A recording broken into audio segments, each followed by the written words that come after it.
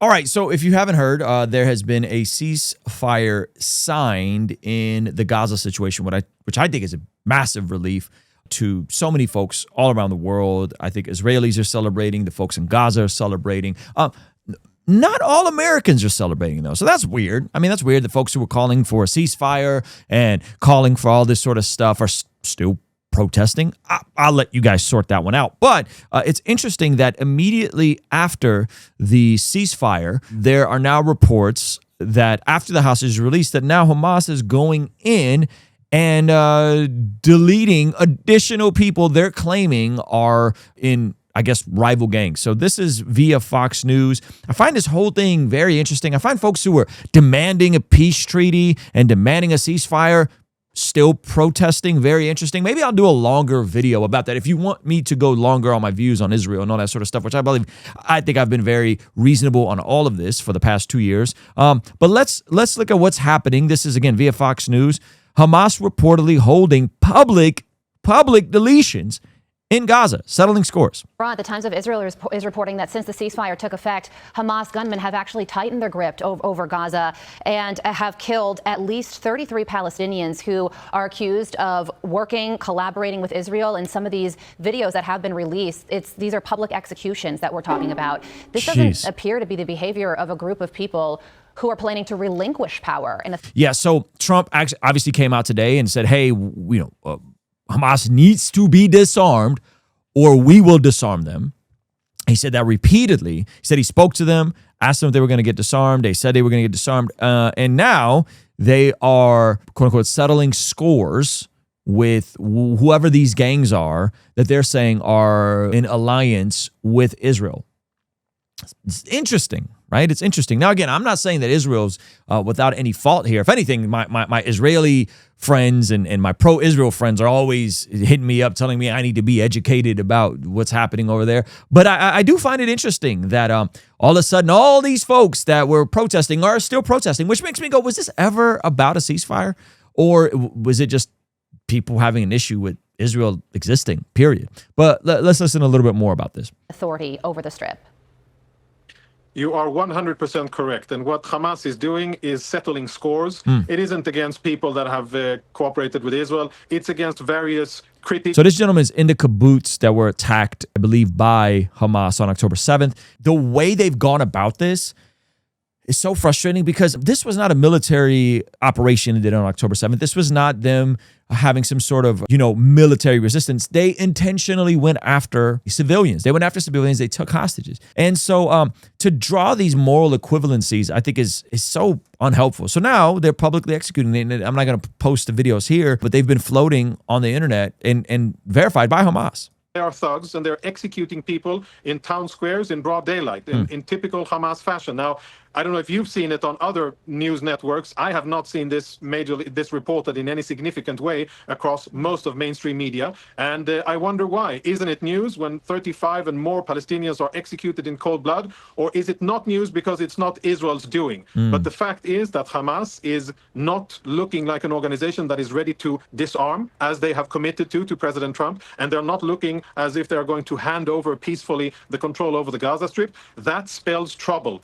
So my question becomes, and I'm with folks that are like, hey, I understand the non-interventionist approach. I understand folks that are like, hey, we don't want American boots on the ground with regards to this conflict, regardless on how many Israelis are U.S. citizens as well, hundreds of thousands of them, by the way, regardless on any type of strategic alliance that we have with the only democracy in this part of the world, regardless on all that, we don't want American troops on the ground. I understand that.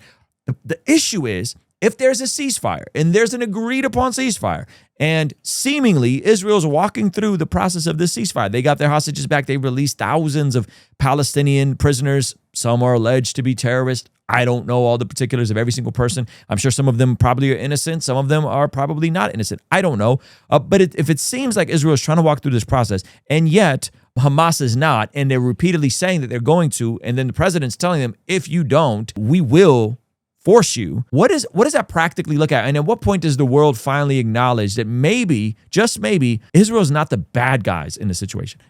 Now, again, I've conceded that Israel can be sloppy. I've conceded that I think Israel has not been without faults. I think a lot of people are like, hey, them shooting churches is an accident. Maybe they need to have less accidents. I don't know. But there are no moral equivalencies here as far as I'm concerned. For the continuation of this deal, I hope that Qatar, Egypt, and Turkey, the main three sponsors of Hamas, will be told by whoever needs to tell them that the time for games and the time for this type of behavior is long gone. Hamas has lost, and they must concede. I hope that will happen for the interest of everybody. Well, in the short time we have remaining, a big question for you, because these Hamas terror tunnels are another major issue, and the eradication of them is part of the 20-point plan. That's good. I don't know how they're going to get rid of those, but that's awesome. Logistically, though, Lieutenant Colonel, how do you do that?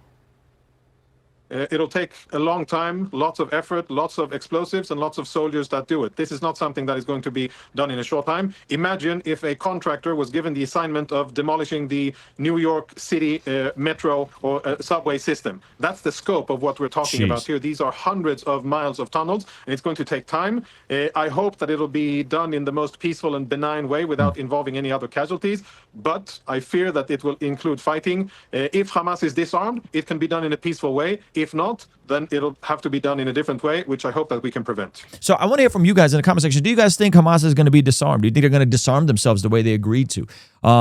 Or do you think that they are going to start fighting again after they take out their own hostages? I'm curious from you guys. And before you ask, Ruslan, did you get the $7,000 check from Israel? No, I've never accepted a dime from Israel. No, I've never gotten paid from Israel. Yes, I've been to one trip to Israel in 2022. Rather awesome trip. Showed me that Israel is not a monolith. Showed me that Benjamin Netanyahu is actually not that popular in Israel. Showed me that there's all kinds of weird coalitions that get formed between the far right settlers and the ultra Orthodox Jews and all kinds of crazy stuff. So no, not funded by Israel, but I think the moral equivalencies here are absolutely ridiculous. I think the deeper issue, and I'm going to, again, if you guys want to hear a video about this, I think I'm going to make one on the main channel, is what I would say is the unholy trinity and alliance between the far left, the far right, and radical Islam. So you see this, this is already trending. Stand down, U.S. Central Command orders Hamas to end violence in Gaza after public executions. But when you see stuff like this, shooting blanks, Mamandi, who is the running for mayor in New York, leading, I believe, refuses to tell Hamas to disarm, stands by Netanyahu arrest pledge, and still won't credit Trump. Okay, so this dude right here, Zohran Mamandi, is a socialist Muslim running for New York City mayor. This is that unholy alliance that I see between the far left, the actual socialist Marxist people, the far right, the Nick Fuentes, bizarre Candace Owens, Tucker Carlson type. And again, I'm not calling those all of their views unified, because those are they all don't like each other, or specifically Nick Fuentes doesn't like Candace Owens and Tucker Carlson, and their weird, bizarre allegiance and alliance and caping for Hamas and radical Islam. This, to me, is a way bigger issue than AIPAC spending millions of dollars on influencing U.S. politics. That alliance, to me, is way, way, way, way more. And I'm not saying Muslims are the issue. I think Islam is the issue. Islam, properly interpreted, is the issue. And that should bring you grave concern. So anyway, those are my thoughts on that. Let me know what you guys think. You think Hamas is going to disarm, or you think they're not going to disarm and still flip the narrative and blame Israel for all this? I want to hear from you guys. All right? Peace. Hey, thank you so much for watching this video all the way to the end. If you liked it, then hit the like button. If you liked it a lot and have a thought to share, leave a comment. If you are listening to this on the podcast app, make sure to leave a review, and you could even leave a comment over there. And if you want to watch another video that is recommended just for you, hit this video over here. Let me know if they nailed it. Also, you could partner with us monthly, which helps us out a lot in our monthly community, get access to early drops and all that kind of good stuff over here. All right, I'll see you over there. Peace.